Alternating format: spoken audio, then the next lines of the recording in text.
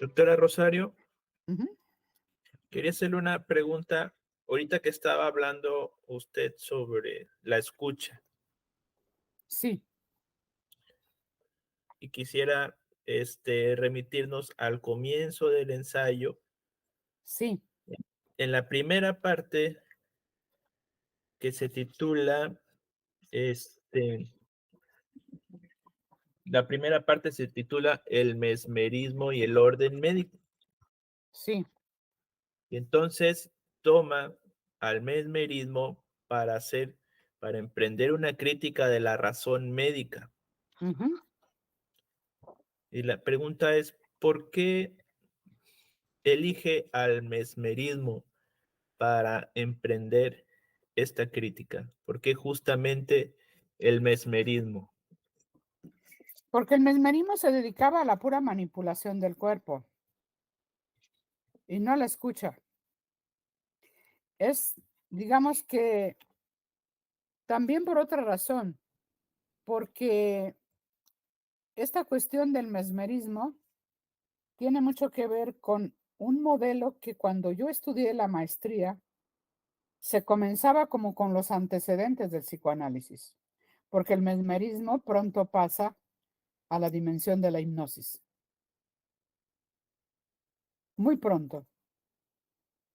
Con toda la historia que allí está narrada, que es una cuestión histórica, porque pues finalmente Franz Anton Mesmer entra en un terreno médico que ya estaba fuera de la medicina, porque la medicina no podía escuchar toda esta problemática psíquica debido a que pues todo lo que era la epilepsia, los trances, etcétera, el llanto excesivo, los ataques de llanto, la anorexia, la bulimia, cuánta cosa se le ha de haber presentado en la época.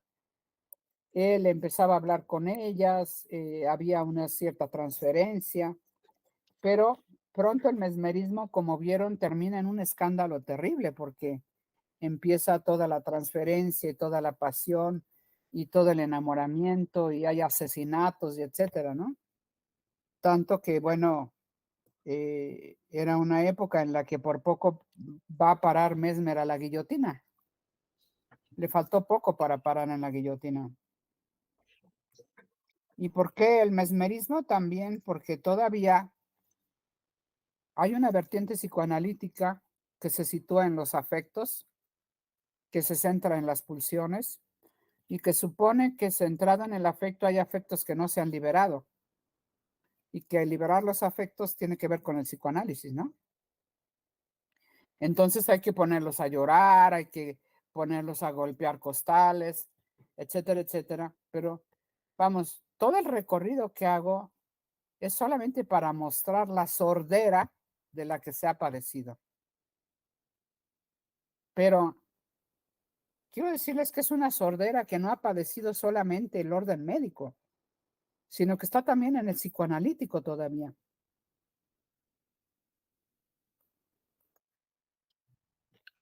Yo soy una analizante que ha pasado por muchos analistas. Primero, porque lo necesitaba. Después, porque quería ver qué estaba pasando en las distintas escuelas. Una de mis experiencias más, ¿qué les diré? Dos, dos. La primera con una argentina que estaba en Querétaro, que llegó de Buenos Aires, exiliada, y que se hacía pasar por psicoanalista y que uno no sabe si lo es o no lo es. Y que tomé un análisis con ella y que de tanto intervenir y de tanto interpretar, me provocó una especie de brote psicótico, de tanto darle sentido a, a mi discurso. Lo leí a posteriori en Lacan,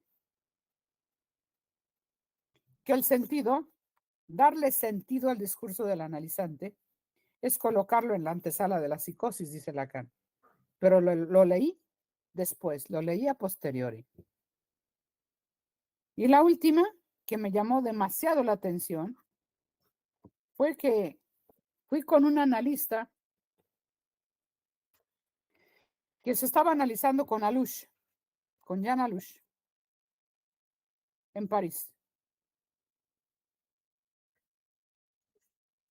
Y para sorpresa mía, me trataba como una vulgar psicóloga.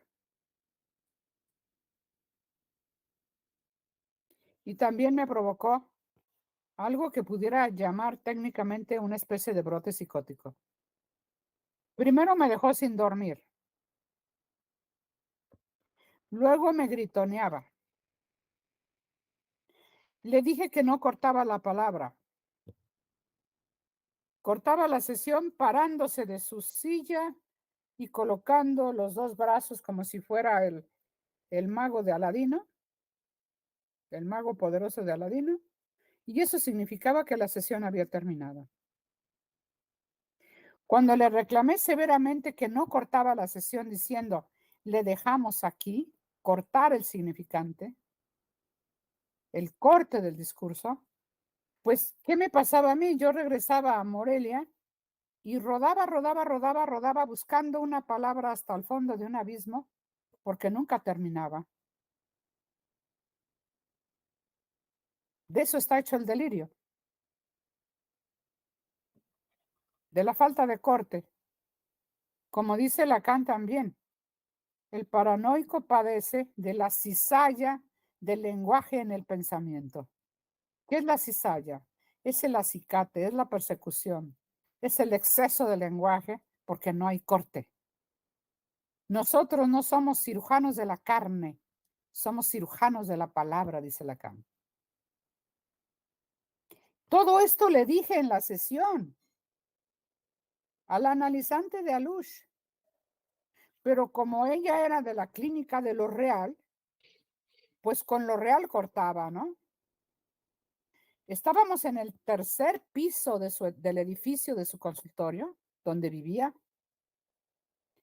Le digo todo esto, salgo del consultorio, voy en el siguiente piso y grita como loca. La sesión empieza cuando usted pasa por el dintel de la puerta y termina cuando vuelve a pasar por él a la salida. O sea que la puerta me hacía el corte. ¿Pueden ustedes creer que una alushiana, que además es famosa y anda por todos lados haciéndose pasar por psicoanalista?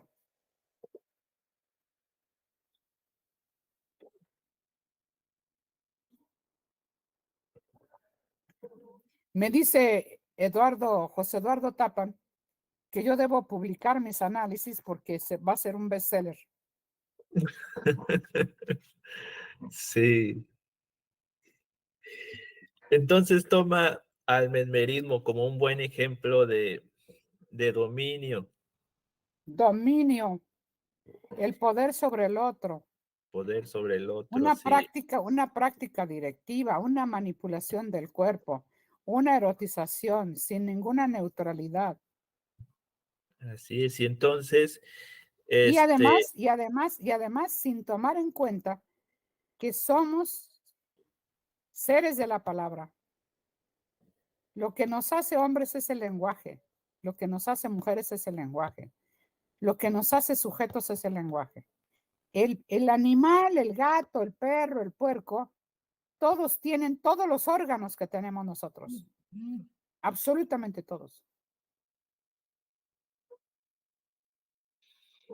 así es. Y Entonces, estoy hablando del lenguaje articulado, apalabrado, discursivo, el discurso. sí, nos dice aquí en su ensayo que este supuesto desorden en esa fuerza magnética, ¿verdad? En ese fluido magnético que suponía Mesmer, se trata más bien de un goce no apalabrado. Ajá. Entonces, al tomar al cuerpo como objeto de manipulación, reduce en un cuerpo que habla a solo carne, cerebro, tendones,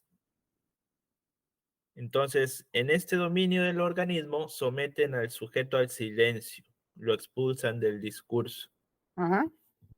¿Sí? Cuando dice su ensayo, el sujeto también es sede del malestar. Ujú, Cita Lacan, el hombre es cuerpo sexuado que habla. ujú, Por lo tanto, no se puede pensar la enfermedad solamente como objeto en la carne, ujú, pues el síntoma es sujeto y objeto a la vez. ujú. Ujú. Entonces, la pregunta, por ejemplo, podría ser, en tanto que la enfermedad se trata de un goce no apalabrado, ¿qué pasa cuando las palabras son ahogadas, ¿no? En esta manipulación del cuerpo. Claro. Eh, Valga responder, David Alejandro Márquez. Este es un ejemplo que he compartido porque ciertamente yo me fui a Querétaro con toda esta inquietud que estoy manejando, desde haber ido al Internacional de Antipsiquiatría, me leía a todos los antipsiquiatras de la época. Compartía allá en Cuernavaca, imagínate que estábamos en el Casino de la Selva y conversábamos con todos ellos, con David Cooper, con Félix Gattari, con todos ellos. Sus conferencias, el ambiente, todo era muy propicio pues para atacar la antipsiquiatría, para incluso la psicología conductual y todo esto, ¿no? Que ahora está plasmada en este texto que vamos a presentar. El jueves próximo lo presentamos en Morelia, la psicología contra sí misma. Pero volviendo al tema que nos ocupa, pues resulta que yo llego a Querétaro y realmente mi interés fundamental es la clínica. La clínica, pero no para hacerme clínica, sino porque quiero ver toda esta parte que tiene que ver con los casos clínicos, desde los textos sobre hipnosis, cuando abandona la hipnosis, mm, psicología para neurólogos de 1895, todo esto, ¿no? En mi grupo habíamos como cerca de 40 estudiantes y todos querían saber filosofía, querían saber la epistemología, la teoría que sustentaba el psicoanálisis. Todos querían saber filosofía. La única de todo mi salón que no quería saber filosofía, sino quería leer a Freud desde el punto de vista clínico era yo. Y todos eran egresados de psicología.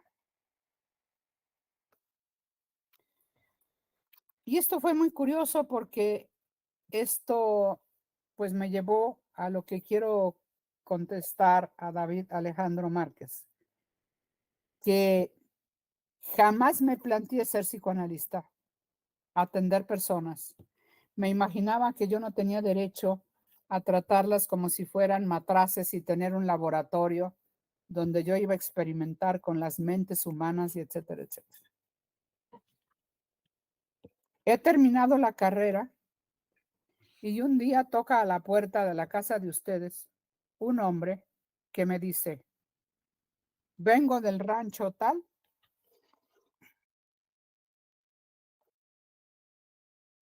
y un exalumno de usted que estudió en la materia de psicología en la preparatoria y que ahora es médico y está haciendo su servicio en mi rancho, me dijo, ve a ver si te puede ayudar la maestra Rosario Herrera.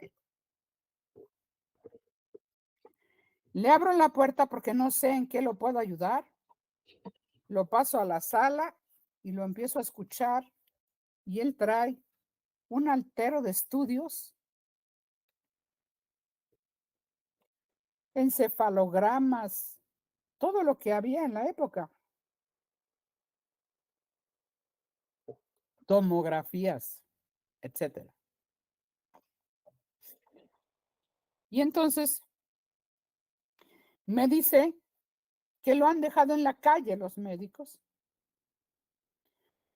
que él en su rancho estaba atendiendo unas hectáreas que le dejó su padre,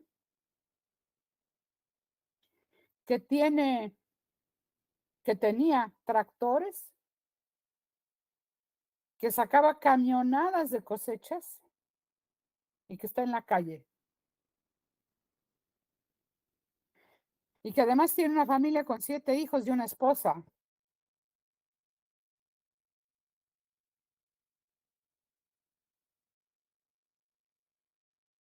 Y que no sabe qué hacer porque pues ya lo dejaron en la calle. Lo mandaron, vino al psiquiatra con un psiquiatra acá en Morelia. El psiquiatra terminó por mandarlo al Mosel, que ahora es Los Ángeles, el hospital más caro de la Ciudad de México, con psiquiatras. De Los Ángeles, o de lo que era el Mosel y que ahora es Los Ángeles, lo mandaron a Rochester, Estados Unidos, luego a Houston, luego a Harlingen, y cuando ya no tuvo ni un peso, lo mandaron a su casa a que esperara caer la tarde y mirar el sol meterse en el horizonte.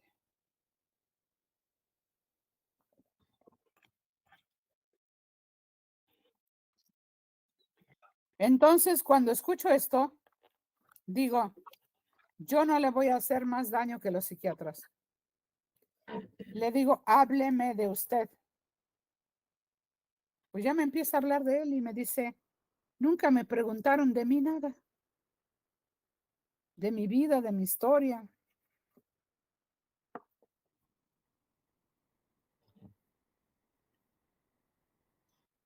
Cuenta que cuando murió su padre, regresa del panteón y su mujer le sirve un bistec con unos frijolitos por un lado. Un bistec asado. Y mira por primera vez los gusanos que caminan encima del bistec. Y después de ahí vino la debacle subjetiva. De 40,000 cosas que empezó a ver, a sentir. Lo principal eran las alucinaciones.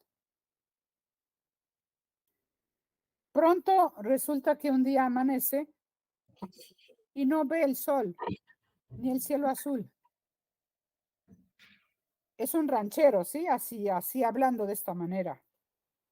Miro el cielo color panza de burro y del cielo cuelgan hilachos prietos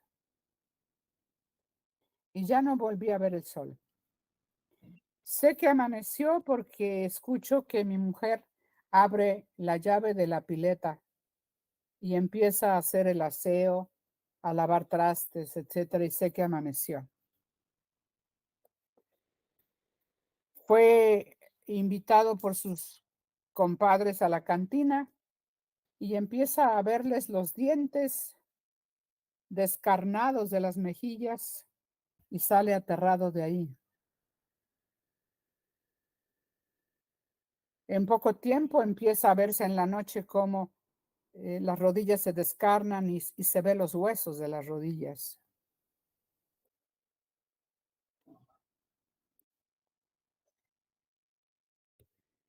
Pierde el hambre de la angustia.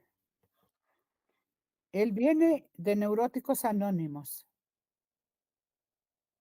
Hace tiempo que se metió a Neuróticos Anónimos. Se metió a muchas religiones. Una japonesa que me contaba que lo único que le hacían era que tenía que tener muy cuidada una especie de mantelito morado que tenía que doblarlo no sé cuántas veces y colocarlo en un cofrecito y etcétera, etcétera, pero que nada le resultaba. Lo escucho por tiempo, todo el malestar, todo lo que sucede, y dura tiempo en que me cuenta que todos dormían en una misma choza, especie de galera, especie de cuarto grande, y que al amanecer la hermana mayor se le pegó al cuerpo, lo excitó, él tendría unos 13 años, y que la penetró. Después iba y la espiaba al baño, que era un baño pues muy rústico porque se alcanzaba a ver el cuerpo de la hermana y que le tocaba para que lo dejara pasar y que ella le decía nunca más, nunca más. Empieza paralelamente, y que esto quiero destacar desde el punto de vista clínico, el analizante les habla por mucho tiempo de todo lo que sufre, pero no de lo que goza, aunque el sufrimiento también es goce, como ustedes saben. Es un exceso de placer que colinda con el dolor, con el displacer y con la muerte, ¿no? O con las sensaciones de muerte. Paso seguido, después de esto, resulta que empieza a traer historias de venir a hablar y venir a hablar y venir a hablar. Y es muy curioso porque él se empieza a sentir mejor. Porque yo estoy callada, pero no porque sea lacaniana, sino porque no tengo ni idea de qué decirle. Nada más le digo cómo le vaya, hasta luego. De vez en cuando le hago una pregunta. Y va y le cuenta a los amigos que está mejor y le dice, ¿y qué te dice? Nada. Pues eres un pendejo, yo no sé a qué vas si no te dice nada.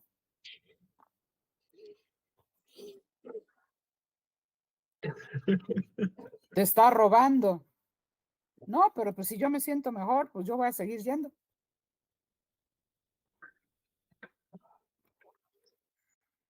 Tiene 5 años que no ve el sol. El día luminoso, digamos, ¿no? El hecho es que en Neuróticos Anónimos conoce a una Hilda. Esta Hilda la ha dejado el marido porque se fue al norte, a Estados Unidos, a trabajar y no volvió. Se involucra con ella, tiene algunos acostones, pero resulta de que hay un agravante. Sus hermanos han matado personas, los hermanos de ella, de Hilda. Y él tiene miedo, pero me dice, lo que pasa, doctora, es que a mí siempre me ha gustado la emoción, el peligro. A mí no se me para si no me vuelan las balas por las orejas. De este tamaño, ¿no? Para yo tener erección necesito que me pasen las balas por las orejas.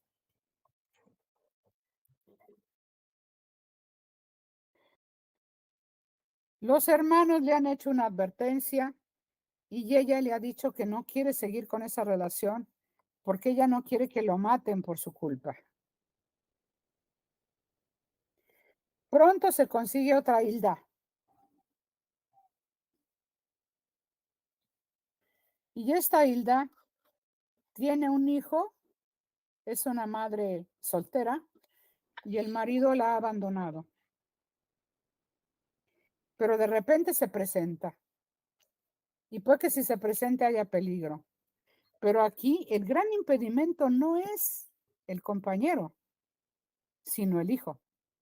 Un hijo de 5 años que en cuanto él llega a la casa, se lanza sobre la madre, le rompe los botones de la camisa y se pega al pecho a mamar.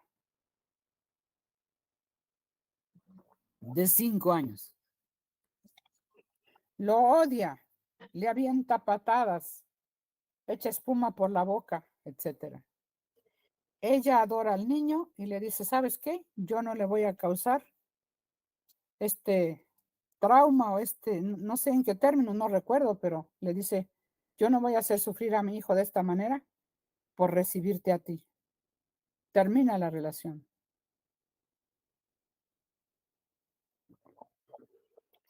Viene la tercera Hilda que trae a consulta. La viñeta clínica. La primera vez que escucho, antes de ser escuchada por una escucha lacaniana. Antes de ser escuchada por una escucha estrictamente lacaniana. Eso otro que se escucha en lo mismo que se dice. Viene y me dice que se ha conseguido otra Hilda, pero que esta Hilda no quiere, que no hay ningún obstáculo, pero que no quiere. En este momento, él ya trabaja, va y trae y lleva estos camiones de volteo con arena. Ya gana su dinerito, pues está mejor, digamos, ¿no?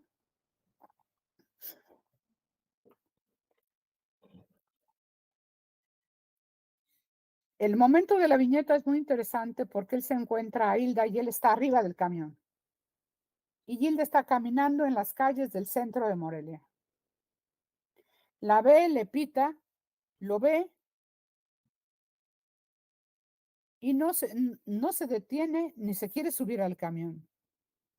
Da la vuelta en la esquina y está en sentido contrario. Rodea toda la calle, toda la manzana para encontrarla a la salida.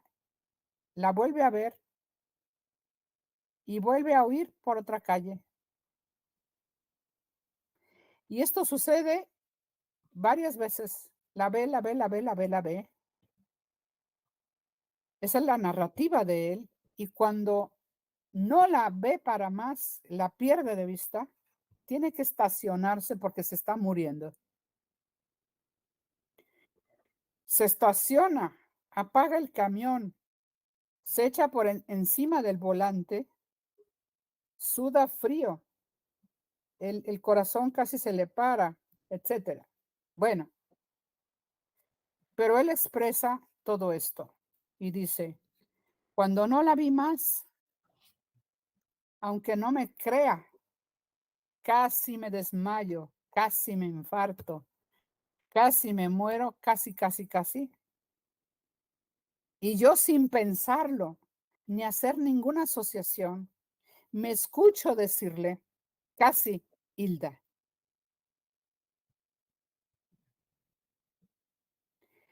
Fue absolutamente sorpresivo como hizo, ¿qué? Dije, casi, Hilda, con la escansión en el casi, Hilda. A la distancia pienso que si yo le hubiera dicho casi la alcanza, casi la tiene, pero no la tiene, etcétera, toda la reflexión que podía hacer, que usted no acepta que le nieguen algo, que le falte algo, etcétera, sería una reverenda estupidez, una serie de imaginarios, consejería, etcétera. Casi Hilda, no más ni menos. Dentro de mí, recuerdo que la madre se llama Casilda.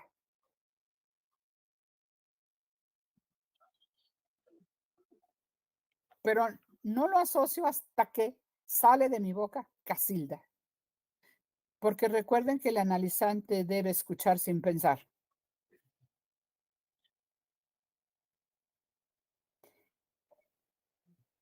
Perdón, el analista debe hablar sin pensar, el analizante debe hablar sin pensar, el analista debe escuchar sin pensar.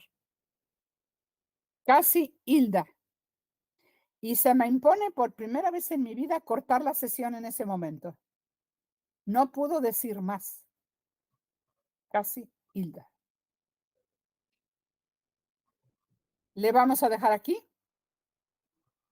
Se levanta, me paga, me da la mano y me dice, qué bien estuvo todo lo que se dijo. Se dijo. No dijo lo que me dijo. No dijo lo que yo dije. Dijo lo que se dijo. Impersonal. Porque recuerden que la verdad está en el lenguaje. No la tiene ni el analizante ni el analista.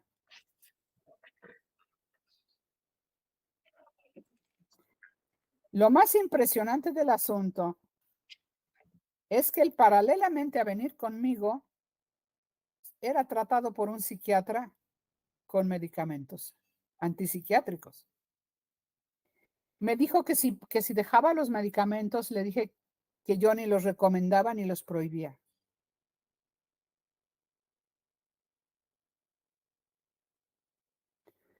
Viene a la siguiente sesión a contarme que al siguiente día de la sesión ha vuelto a ver el cielo azul y el sol. Y este fin de esta alucinación al psiquiatra lo encabronó tanto que me habló por teléfono. ¿Qué le dijo? Dígame qué le dijo. Lo escuché. ¿Qué fue lo que escuchó? Pues lo que hay que escuchar. Yo quiero estar allá dentro de esas sesiones para ver qué es lo que hace con él. Usted no es mi analizante. Bueno, en ese entonces yo empezaba, creo que le dije paciente. Usted no es mi paciente. Yo debo enterarme de qué es lo que sabe hacer usted para saberlo hacer yo. Ah, pues si quiere usted tomar análisis, pues por acá lo espero. Terminó por azotar el teléfono, furioso porque nunca le dije ni qué le había dicho ni que nada y no volvió a hablar. Pero después de que él vio el sol y el cielo azul, dejó de tomar las pastillas y no volvió con el psiquiatra.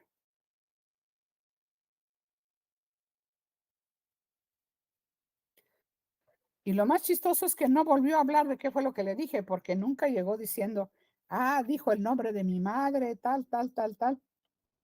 Toda la, la posible reflexión, ¿no?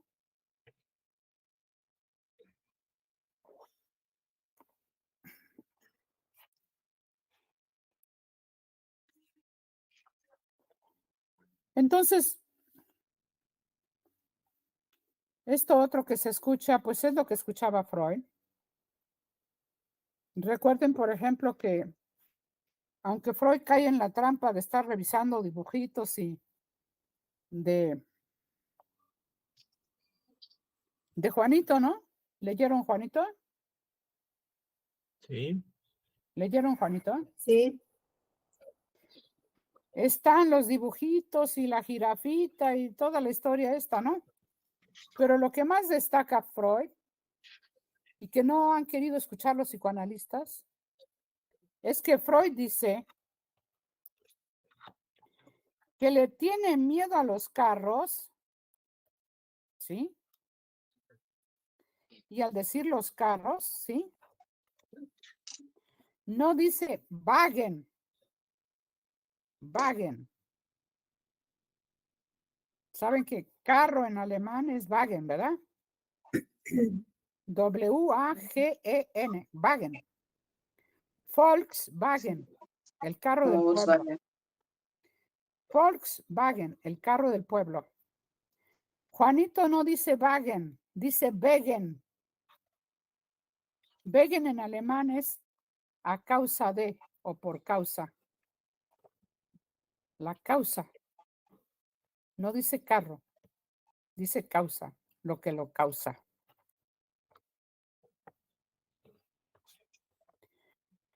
Todo, vamos, todo el texto de Poética del Psicoanálisis gira por el lado de toda la escucha poética que tiene Freud en sus casos clínicos, incluido Schreber.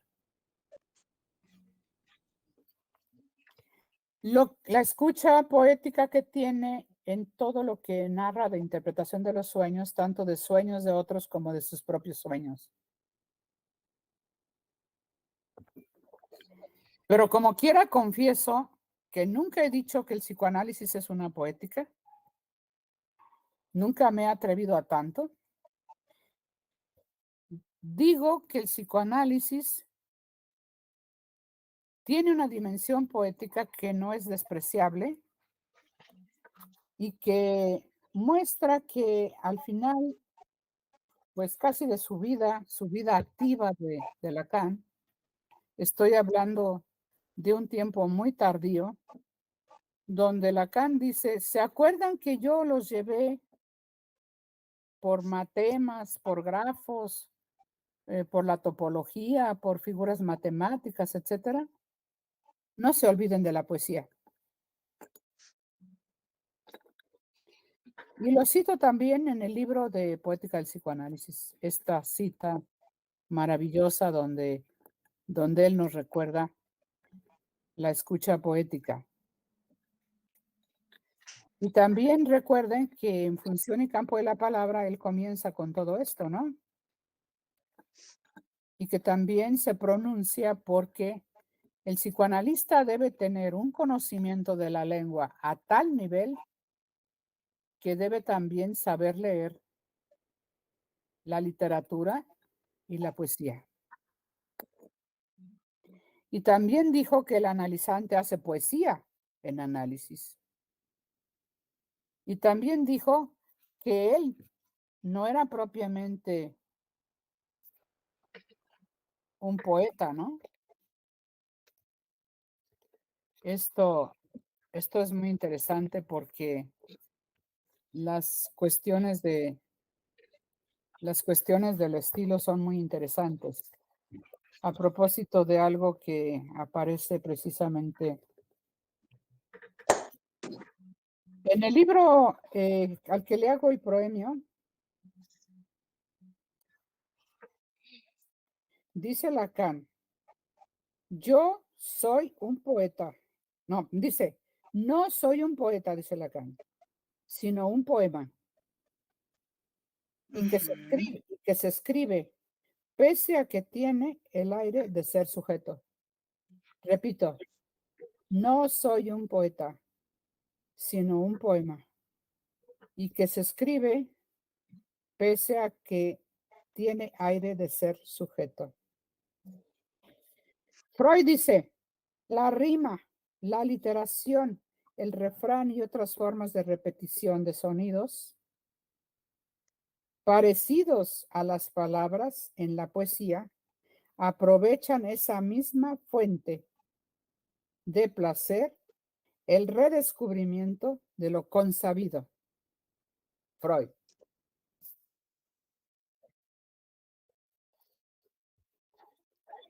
Entonces, digamos que esta lectura, que es una trenza que me ha llevado algunas décadas trenzando, lleva filosofía, literatura, poética y psicoanálisis. No para hacer teoría poética del psicoanálisis, sino para afinar y perfeccionar la clínica. Ahorita usted mencionó, doctora, de un hablar poético del analizante, una escucha poética, y podríamos pensar también en una interpretación poética